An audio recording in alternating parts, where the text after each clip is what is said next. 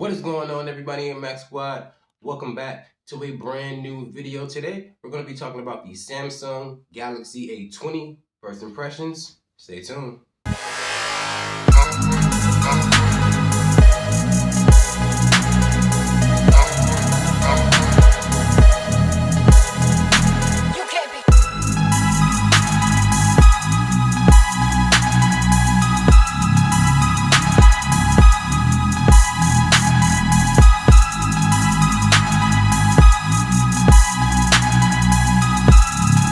So this is the Samsung Galaxy A20, a device that I recently picked up for 80 bucks after talking a person down from 100, and I feel as though I came across a steal. Now me, being how busy I am, I wasn't really or fully aware of the Galaxy A20 as far as the internal specifications it had, with it having an octa-core CPU in it, 3 gigs of RAM, 32 gigs of internal storage. The device performs fairly well. Fortunately for me, the device that I purchased ended up having a line of service on it, and the device is on Boost Mobile. So being that it has an active line, I paid 80 bucks for it, it's working, I got a steal. Now the overall build of this device isn't too much different from the Galaxy A10, or A10e I should say. It has a plastic build, it doesn't look too premium or anything like that, but it does have a nice finish. I guess this is Glastic. Another way of just saying plastic, but that's what it is. Unlike the Galaxy A10, the Galaxy A20 comes with a fingerprint scanner on the back. You get dual cameras. One is a 13 megapixel sensor and the other one is a 5 megapixel, while the front-facing camera has an 8 megapixel sensor. The 5 megapixel sensor in the back of the Galaxy A20 is a wide-angle lens and it looks pretty good. The fact that I paid 80 bucks for this phone is what really gets me every single time. I realized the device is actually worth the price that it's retailed for, but I didn't pay that. On the bottom of the device, you get USB Type-C, you get a headphone jack, and a loudspeaker. Now, one of the cool things about the Galaxy A20 is that the display is super AMOLED. You get a 6.4-inch HD plus 720p display. Now, I don't know if you guys know this here, but Samsung, when they make displays, they're pretty good. And being that this device has 720p resolution, that's more than enough of what you will need when it comes to consuming content on this device. The screen on it is absolutely beautiful. As far as unlocking this device and using it, you do, as I said earlier, you get a fingerprint scanner, but you also get the option to use Face Unlock. Now, the Face Unlock on this device in particular isn't the most secure thing in the world, but you do have that option if you choose to use it.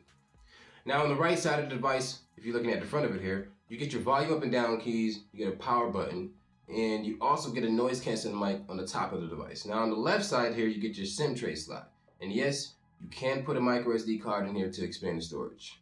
Now out of the box, the device comes with Android 9 Pie. Will it get the update to Android 10? I don't know, but for right now, it's on Pie. Now with this device, you get a special or a different type of octa-core CPU, if that makes any sense. You got 2 cores that are clocked at 1.8 gigahertz, and the other 6 are clocked at 1.6. It's a Samsung Exynos processor inside. What model number? I'm not sure, but it's pretty snappy. Performance on this device is great. No complaints from it at all. 3 gigs of RAM, 32 gigs internal storage. You're running Android 9. You can't really be too upset about anything here. It's definitely where it's supposed to be. Another positive thing about this device is the fact that it is pushing a 720p display. And so in turn, you having a 4,000 milliamp hour battery, that just means it's going to last a lot longer. Now, if you were pushing more pixels, the device will probably end up dying faster because it has to power more pixels. What you get is long amounts of screen on time. Now, after mentioning all those things about the device here, one of the things I can say about it is that the fingerprint scanner in the back, it works pretty well, but it's kind of weird if you ask me. Most devices these days, when you use the fingerprint scanner, you get haptic feedback. I'm not sure if that's a setting that you can enable in the settings of the device, but that's one of the things I kind of like about it. When you unlock the device, you don't get any haptic feedback with touching your fingerprint scanner. So you're not aware if you actually hit it correctly, you just have to wait and see if the screen turns on. Consuming media on this device, I'm watching YouTube, Netflix, Sling TV, all that good stuff. This device is perfect for it. You get a nice 6.4-inch display, as I said earlier. So any type of consumption of media that you would like to do, this device is perfect for you, especially with it being super AMOLED. When you have a device that has a super AMOLED screen or a screen that's pretty much OLED, when it comes to making it dark or using night mode or any type of a battery enhancing feature on the device, it's going to look a little bit better on this one here because things are really black. Now with the Galaxy A20 here, it is the bigger brother to the smaller device, Galaxy A10e, that's on Boost Mobile. And is this considerably worth the money? Are you getting the extras that the price demands for? Now with me having the device active here, you know, buying it and it being activated for me, I haven't made any phone calls with it, haven't sent any text messages.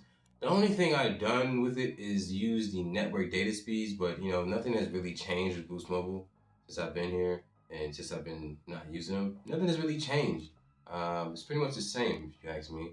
Or should I say T-Mobile now? I don't know what it's going to be called, but yeah, the network isn't, you know, I wasn't looking forward to using it, but it's a positive that it is on, you know, just in case I need to use it for an emergency. But overall with this device here, as far as the first impressions go, I think the cameras are pretty much a highlight of this device.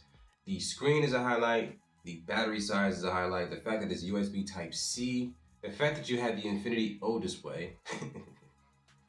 When it comes to me personally as a smartphone consumer here, what I look for in a phone is not just something that I look for because I want it, it's something that I look for because I actually use.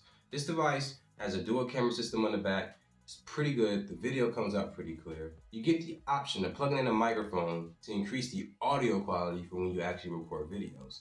It's one of the cool things about Samsung phones. So Maxwell, let me know in the comment section below.